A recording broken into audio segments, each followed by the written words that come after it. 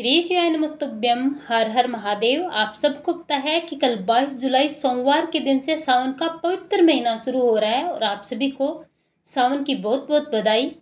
मेरे देवादिदेव महादेव की कृपा आप सब पर यूं ही बनी रहे।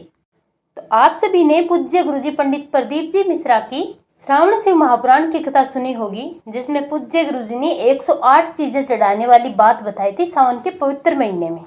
तो वो 108 चीजें हमें क्या चढ़ानी है, कब चढ़ानी है, क्या हमें श्रावण के पूरे महीने चढ़ाना है, हर दिन चढ़ानी है या फिर हमें सोमवार के दिन चढ़ानी है, कब क्या हमें चढ़ाना है, और क्या पूज्य गुरुजी ने जो 108 चीज़ें बताई थी वो हम अपने घर पर चढ़ा सकते हैं या फिर मंदिर जाना जरूरी है। आज की वीडियो में हम आपको ये सारी बातें बताएंगे। अगर आप समझ करके ये चीज़ें महादेव को समर्पित करते हैं तो इस सावन में आपकी सारी मनोकामनाएं पूरी जरूर होगी। महादेव की कृपा आप पर जरूर बरसेगी। पूज्य गुरुजी पंडित प्रदीप जी मिश्रा की कथा से सुन करके समझ करके आपको समझाने का पूरा प्रयास करूंगा, परंतु उससे पहले अगर आप भी महादेव की कृपा प्राप्त करना चाहते हैं, महादेव के सच्चे भक्त हैं, तो चैनल को सब्सक्राइब करके कमेंट बॉक्स में हर हर महादेव जरूर लिखें। तो चलिए अब बात करते हैं हमें इस श्रावण के महीने में कौन कौन सी 108 चीज़ें महादेव की शिवलिंग पर चढ़ानी हैं। बहुत ही ध्यान से सुनना, वीडियो को पूरी देखना, तभी आप सारी चीज़ों को समझ पाएंगे। पूज्य गुरुजी ने बताया कि आप जब शिवलिंग पर 108 सामग्री अर्पित करते हैं तो जो भी चीज़ आप अर्पित करें, सबसे पहले इस बात का ध्यान रखें कि कोई भी सामग्री खंडित नहीं होनी चाहिए। सारी सामग्री साबुत होनी चाहिए, अक्षत होनी चाहिए। खंडित सामग्री भगवान स्वीकार नहीं करते और आपका जो उपाय है वो व्यर्थ ही चला जाता है, तो आप इस बात का विशेष ध्यान रखें। पूज्य गुरुजी ने बताया कि आपके घर में जो भी अवेलेबल है, उपलब्ध है, इस समय आपको खरीद के कुछ भी नहीं लाना है। आपके घर में जो भी चीज़ है, चावल है, मूंग है, गेहूं है, जितनी भी सामग्री है आपके घर में, वो आपको 108 लेनी है।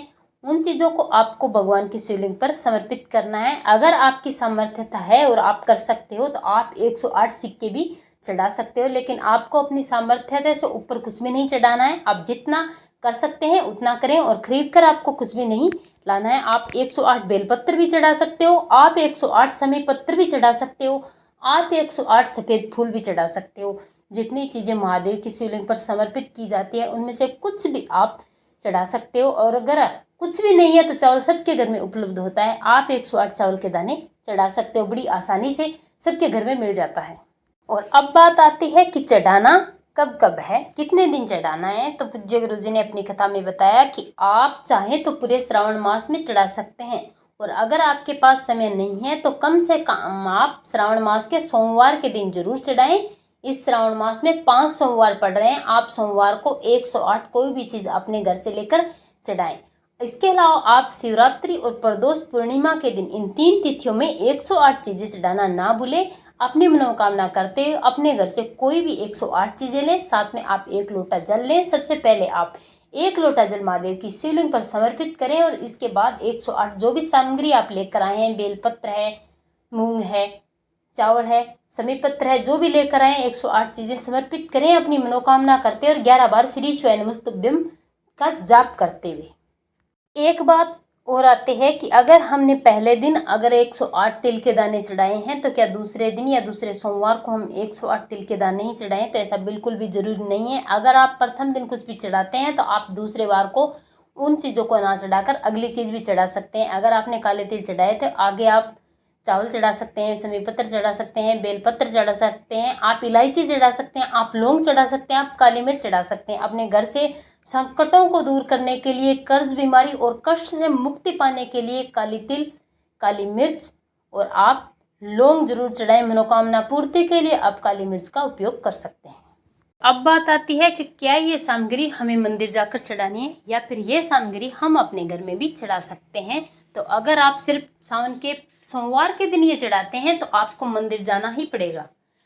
मंदिर जाकर आप 108 चीज़ें महादेव की शिवलिंग पर समर्पित करें। ये अपने आप में बहुत ही विशेष महत्व रखता है। इससे आपकी मनोकामना शीघ्र ही पूर्ण होती है। और अगर आप किसी कारणवश मंदिर नहीं जा सकते तो आप हर रोज़ 108 चीज़ें श्रावण के महीने में अपने घर पर जरूर अर्पित करें। हो सके तो आप 1 लोटा जल श्रावण मास में महादेव की शिवलिंग पर समर्पित जरूर करें। इससे आपको आनंद की प्राप्ति होगी, महादेव आपकी सारी मनोकामनाएं पूरी जरूर करेंगे। पूज्य गुरु जी ने बताया कि ऐसे कुछ काम है जो आपको श्रावण के महीने में जरूर करना चाहिए। सबसे पहले आप अगर कर सकते हैं और अगर आप जा सकते हैं हर रोज मंदिर में, तो मंदिर जाके आप चाहे थोड़ी सी सफाई कर लें। आपको मंदिर की सफाई जरूर करनी है, क्योंकि श्रावण मास में बहुत ज़्यादा लोग मंदिर में जाते हैं और पैरों की मिट्टी चली जाती है। आपको वो साफ करना है। महादेव आपकी किस्मत बदल देंगे, आपके दुर्भाग्य को सौभाग्य में बदल देंगे। अगली बात, श्रावण के महीने में आप मंदिर नहीं जा सकते, आप मंदिर के आगे पीछे से गुजर रहे हैं या फिर आपके घर से मंदिर का गुम्बद आपको दिखाई दे रहा है, तो आपको मंदिर के गुम्बद का दर्शन करना है और 11 बार श्री शिवाय नमस्तुभ्यं मंत्र का जाप करना है। इतना करने से आपको श्रावण मास में व्रत करने का फल मिलेगा। महादेव पर 1 लोटा जल चढ़ाने का फल जरूर मिलेगा। महादेव आपकी मनोकामना जरूर पूरी करेंगे। दूसरी बात, पूज्य गुरु जी ने बताया कि श्रावण मास में आप 1 लोटा जल लें, जो भी आपके घर में उपलब्ध है, शिवलिंग पर समर्पित करने के लिए उसे लें और आप अपने घर में किसी भी गमले में एक शिवलिंग का निर्माण करें। आपको मात्र एक लिंग बनाना है और 15-20 मिनट के बाद उसी जल से, 1 लोटे जल से आपको इसे उसी की मिट्टी में विसर्जित कर देना है। लेकिन ध्यान रखना, आपको इस महीने में गंगा जल इस पानी में जरूर डालना है। और जब भी आप मंदिर में श्रावण मास में शिवलिंग पर जल अर्पित करने के लिए जाए तो अपने जल में गंगा जल का उपयोग जरूर करें। इससे महादेव प्रसन्न होते हैं, आप पर कृपा करते हैं। ये उपाय करने से आप बहुत जल्द धनवान बन जाओगे। आपकी सारी मनोकामनाएं महादेव पूरी जरूर करेंगे। उपाय बड़ा ही सरल है, बड़ा ही आसान है, आप जरूर करें। और ऐसी कुछ चीजें हैं जो आपको श्रावण मास में नहीं करनी चाहिए। आपको श्रावण मास में वस्त्रों का विशेष ध्यान रखना है। आपको काला और नीले रंग का वस्त्र श्रावण मास में बिल्कुल भी नहीं पहनना है। माताओं बहनों को हरे रंग की चूड़ियां, हरे वस्त्र पहनना बहुत ही शुभ माना गया है। हर रोज हरे वस्त्र आप नहीं पहन सकते, तो आपको चूड़ियां हरे रंग की पहननी है पूरे श्रावण मास में। इससे सौभाग्य की प्राप्ति होती है। माता रानी आपको सौभाग्यवती का वरदान देती है। श्रावण मास में आपको ब्रह्मचर्य का पालन करना है। हो सके तो आप पूरे श्रावण मास में ब्रह्मचर्य का पालन करें। से महादेव की कृपा आप पर हमेशा बनी रहती है और महादेव के भक्तों पर यह बात विशेष रूप से लागू होती है।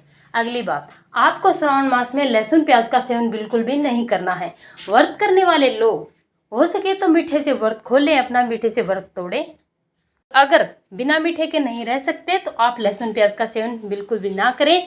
हो सके महादेव के लिए आप जो भी भोजन बना रहे हैं, जो भी आप सामग्री बना रहे हैं भोग के लिए, वो भोग की सामग्री आप खुद बनाएं। बाजार से कम चीजों का उपयोग आप करें। श्रावण मास के पवित्र महीने में आप 1 दिया मंदिर में जरूर जलाएं। इस दिए में आप अपने घर के संकटों को दूर करने के लिए, कर्ज को दूर करने के लिए काली तिल डाल सकते हैं।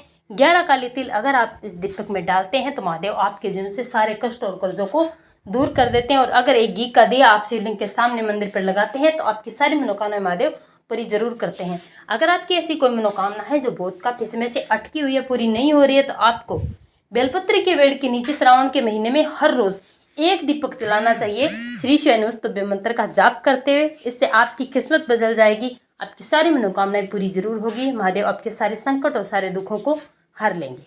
बेलपत्री के वृक्ष में भगवान भोलेनाथ और माता पार्वती एक साथ विराजमान होते हैं। पूरे श्रावण मास में भगवान और माता रानी इस वृक्ष में रहते हैं। जो भी व्यक्ति बेलपत्री के वृक्ष में 1 लोटा जल देता और 1 दीपक जलाता है, उसके घर में महादेव जरूर आते हैं, उसके सारे काम सफल करते हैं। बंद पड़ा काम भी शुरू हो जाता है। कोई भी मनोकामना क्यों ना हो, चाहे कितनी भी बड़ी मनोकामना क्यों ना हो, महादेव पूरी जरूर करते हैं।